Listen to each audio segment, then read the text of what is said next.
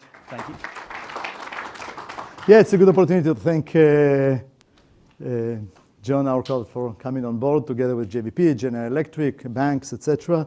And ThetaRay is an artificial intelligence company that does something very interesting. We fight with cyber financial crime, user AI. I will tell you more about it. But before that, a little bit about the problem.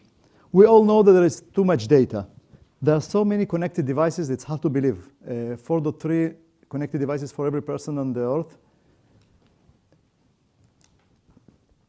Every 2 days, we create more information than we created from the beginning of the humanity till 2003. Huge amount of data. And this data is used to serve organizations, to help banks, for example, to identify financial crime. Everything is collected. You know, if you have a bank account, KYC, know your customer information. Some of you are smiling.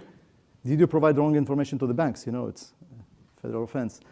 And still, banks keep losing money, keep being fined for money laundering. HSBC just got $2 billion fine by financing a narco traffic, and they will have a big issue because over 100,000 people died in Mexico because of this money laundering scheme. Other banks lose money, fraud. So on one hand, those banks have all the organization needed. On the other hand, they still keep losing money time after time. And the question is why? And the answer is because the world of financial crime has changed forever. Today, people don't really come to a branch of a bank and try to shoot in the air to steal money. It only happens in Hollywood movies. Today, they put a server, someone in a remote country, somewhere in Eastern Europe, to the north. And then the server will use artificial intelligence. And then the server will use artificial intelligence to steal only 25 cents from your bank account, 25 pennies from your bank account. But it will do it using artificial intelligence, and they will do it hundreds of millions of times in a row. Nobody will pay attention. And then they just disconnect the link, disappear, and that's it. On the other hand, governments do it. North Korea just stole $81 million from Bank of Bangladesh through what they call SWIFT network, the interbank correspondence network.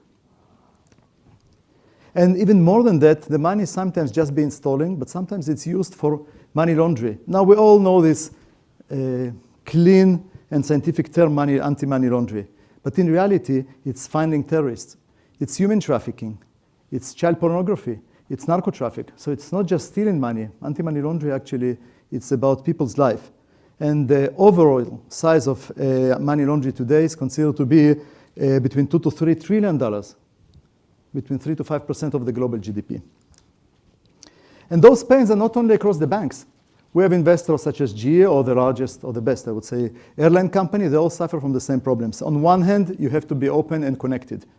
Nobody will open an account in a bank that will force you to come to a branch to make a transaction. On the other hand, bad guys are also connected to the network and causing damages. And amount of data is unlimited, and they need to cut costs. So it's a huge problem for those organizations. So in the new world of crime, it creates use of cryptocurrency, different types of money laundering, online fraud, etc. And the existing systems do not work because they're all based on rules and signatures and thresholds and models and what they call algorithms. But it's all looking back. Even the new word, neural networks, doesn't really work. Neural network is something that if you show it 1 million pictures of a butterfly, it will create a system that will identify all the butterflies in the world. But if suddenly a snake comes or a scorpion comes, the system will totally miss it because nobody told the system how snake looks like. So what banks are doing, they're using what they call anomaly detection, which is basically show me everything that is not a butterfly. And then they have huge number of false alarms. If you ever got to transfer money to you or to somebody else and the money was stuck somewhere between banks, it's a false alarm. If you traveled and somebody suddenly doesn't respect your credit card and you get an SMS or a phone call, is it yours? Happened to you? Sure. This is a false alarm. It costs you frustration, costs a lot of money to the banks. And the worse, it doesn't allow banks to see real problems.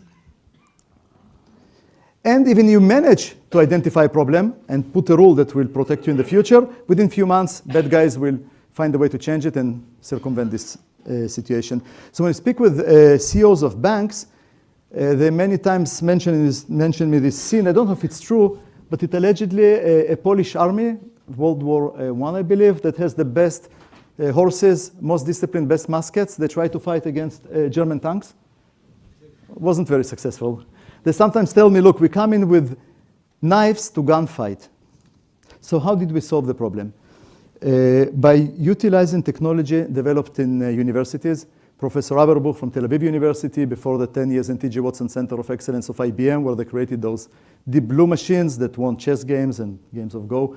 And Professor Koifman from Yale University, recipient of Golden Medal of Science by President Clinton for the work he's done. 20 years on the advisory board of DARPA, which is the US military scientific organization. They developed a system, it's actually their life work, that allows us to do something very different. It's what they call intuitive machine learning or subconscious machine learning. Mathematicians sometimes call it unsupervised machine learning, which is a very bad name.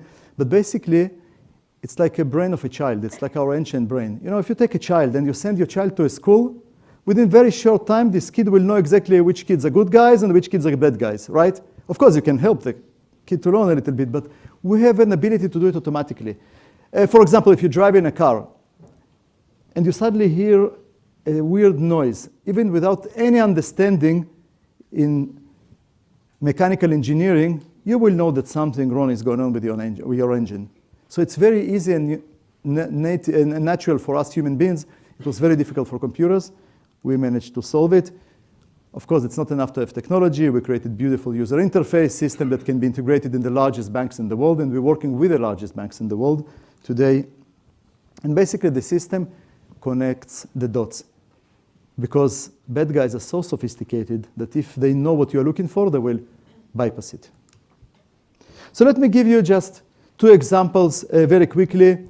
One of them actually is very much related to UK and Europe, an organization where our system identified a network of hundreds of thousands of people laundering money to finance ISIS. And all the transactions were small transactions. They actually were getting emails or messages with the exact amount of money that they should transfer. So somebody was running artificial intelligence to teach them. And not only the system was designed to circumvent existing controls, they actually were pushing, the banks were using something called average, which is a very primitive way to identify a problem.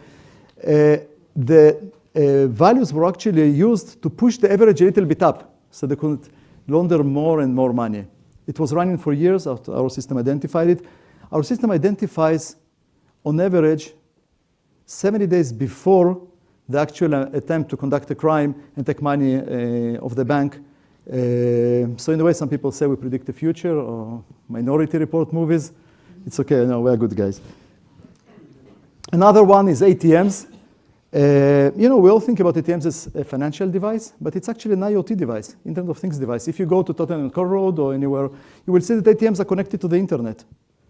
And it's so easy to steal money. So I will teach you how to steal money from ATMs without traces, okay? Interested? We have another 2 minutes. But in reality, if you open an ATM, you will see that it's a safe. Within the safe, you have something called cassette with the notes. Then you have a motor called dispenser, very well protected. And then a computer that manages it is actually a Windows XP or Windows CE computer, very easy to hack. You can do it locally, remotely, thousands of ways I can teach you. But what bad guys found is that you can hack this computer, and then when you control it, you push a button. Every time you push a button somewhere in Eastern Europe, money coming out of the hole in the wall somewhere in Oxford Street.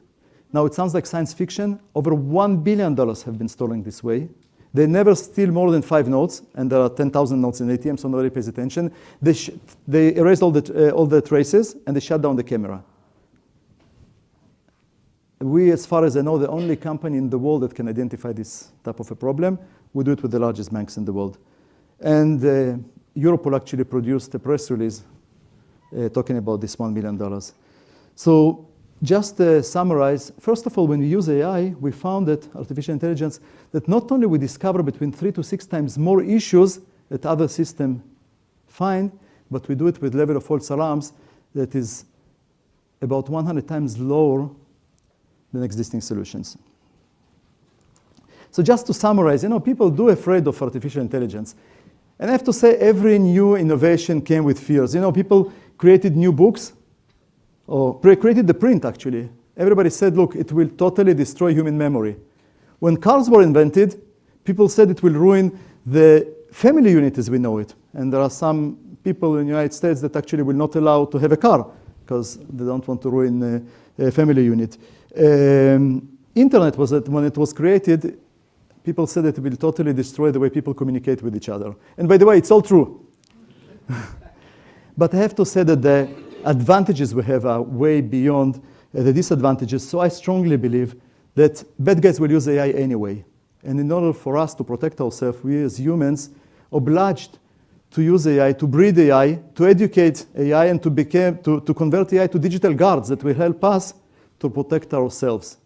And I have to say that it's a great privilege for me, not only to be in a company that is growing very fast and creating money, but actually making this world of connected device a much, much safer world. So thank you very much.